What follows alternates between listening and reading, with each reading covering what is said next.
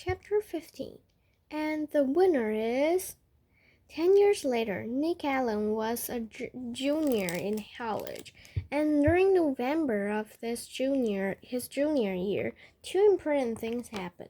First, Nick turned 21 years old, and the Frindle Trust Fund set up by his father became legally Nick's.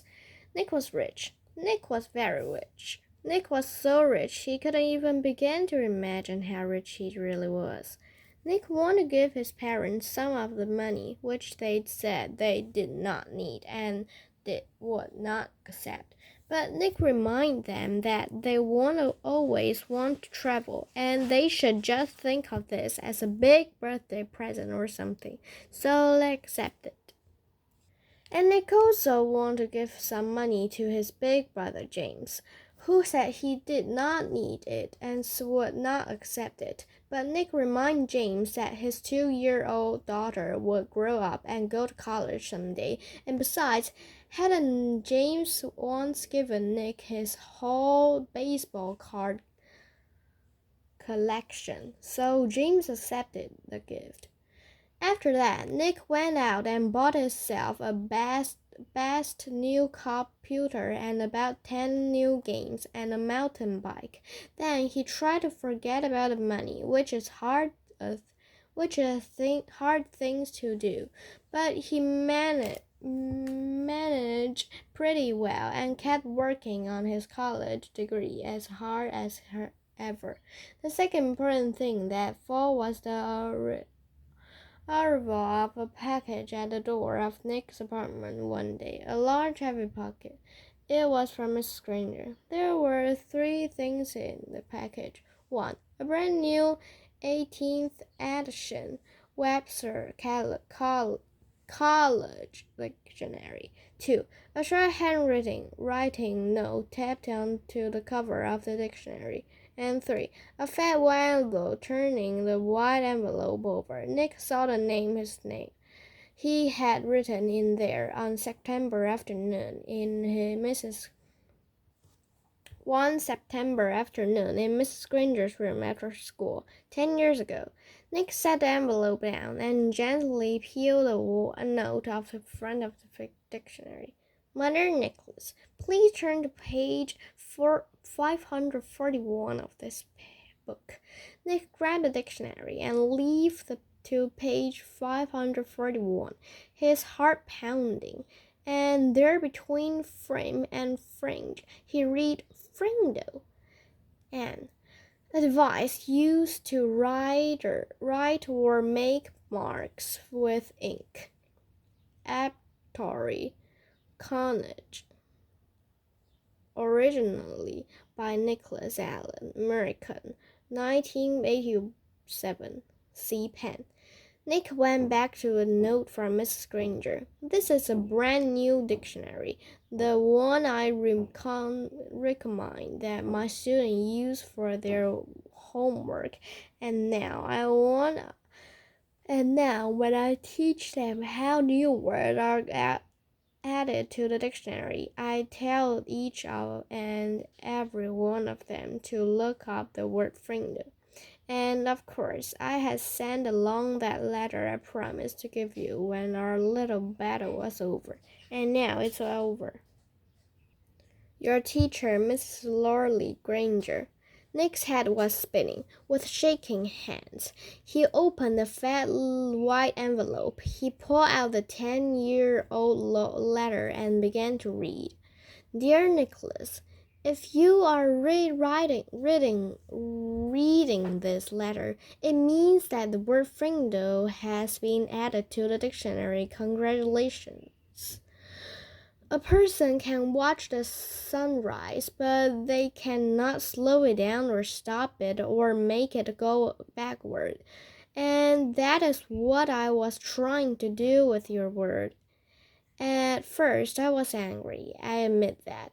I was not happy to see the word pen pushed aside as if it had did not matter, but I guess that if the Latin word for feather had been friendless instead of pinna, then you probably would have invented the word pen instead, like the sunrise. Some things just have to happen, and all you can really do is watch. The word Frindle has existed for less than 3 weeks. I see that this is the kind of chance that a teacher hopes for the dreams about a chance to see bright young students take an idea they have learned in a boring old classroom and put it to a real test in their own word. I confess that I am very excited to see how it all turns out. I possibly had to watch it happen, but somehow I think I have a small part to play in this drama, and I am chosen to be the villain. Every good story needs a bad guy, don't you think? So someday I will be asking you to forgive me, and I hope you will. Nick, I know you like to think. Please think about this. I started teaching. No one had landed on the moon. There were no space shuttles, no CNN, no weather satellites. There were no video cassette recorders, no CDs, no computers. The world has changed in a million ways. This is why I have always tried to teach children something that would be useful no matter what. So many things I have gone out of date. But after all, these years' words are still important words, are still needed by everyone. Words are used to think with, to write with, to dream with, to hope and pray with. And that is why I love the dictionary. It endures, it works.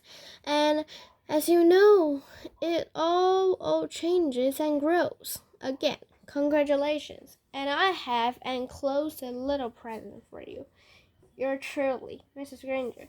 Nick remembered Mrs. Granger's eyes, and now he should understand what some of those special looks had meant. The old fox. She had been rooting for Frindle, and the whole time, by fighting against it, she had actually helped it along.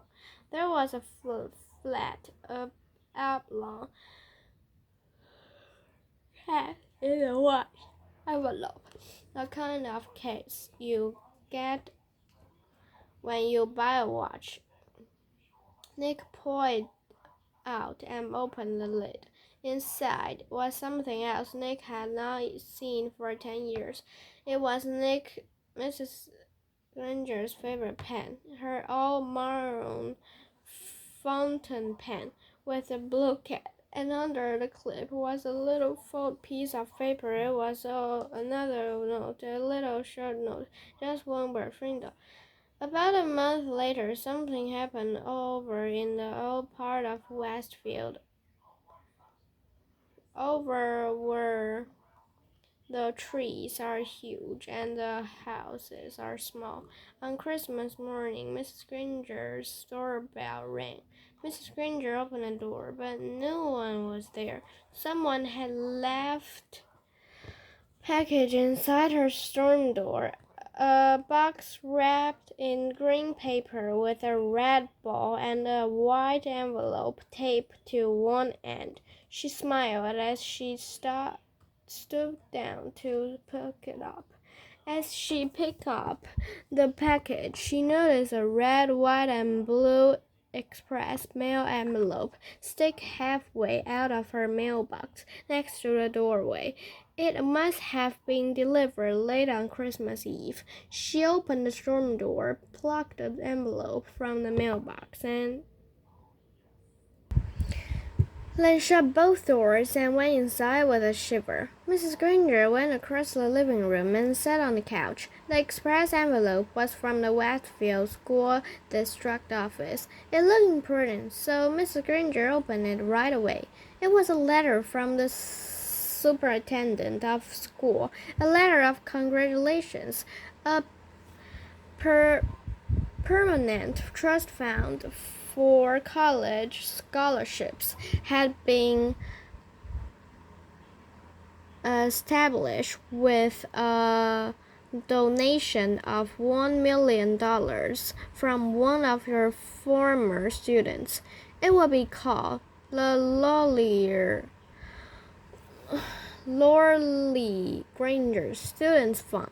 Mrs. Granger was true. It was a mistake, or maybe a prank. $1 million? Nonsense. She had the urge to pick up the telephone and give the suspended superintendent a call and straighten this out right away. But this was Christmas morning, and even though the superintendent was one of her former pupils, Mrs. Granger decided to wait a day. Couldn't hurt. Besides, the other package was sitting next to her on the couch, waiting impatiently with its red ball. She opened the envelope first. It was a little Christmas card with a sloppy note, obviously the work of a fifth-grade boy. Dear Miss Granger, you're one of my favorite teachers.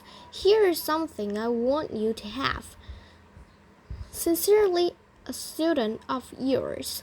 Miss Granger glared at the spelling mistakes, but then chuckled and shook his head. Kids are always the same, year after year. Here she was in her 45th year of teaching, all set to retire in June. She could hardly remember a Christmas Day when she didn't have a present from one of her students. Mrs. Granger pulled out a red ribbon and tore off the paper and lifted the lid of the box. She expected to find something made of yarn and the popsicle sticks, or maybe curly macaron and glue. But instead, she found an oblong case covered with blue velvet. She opened the case, and instead, she was a beautiful gold fountain pen. She picked it up, and it was cool and heavy in her hand. Words were engraved along the pen's shining barrel, and Miss Granger had to slide down to the end of the couch and lean on her reading lamp. Then she could read the 3 thin lines of type. This object belongs to Mrs. Lorley Granger, and she may call it any name she chooses. With love, from Nicholas Allen.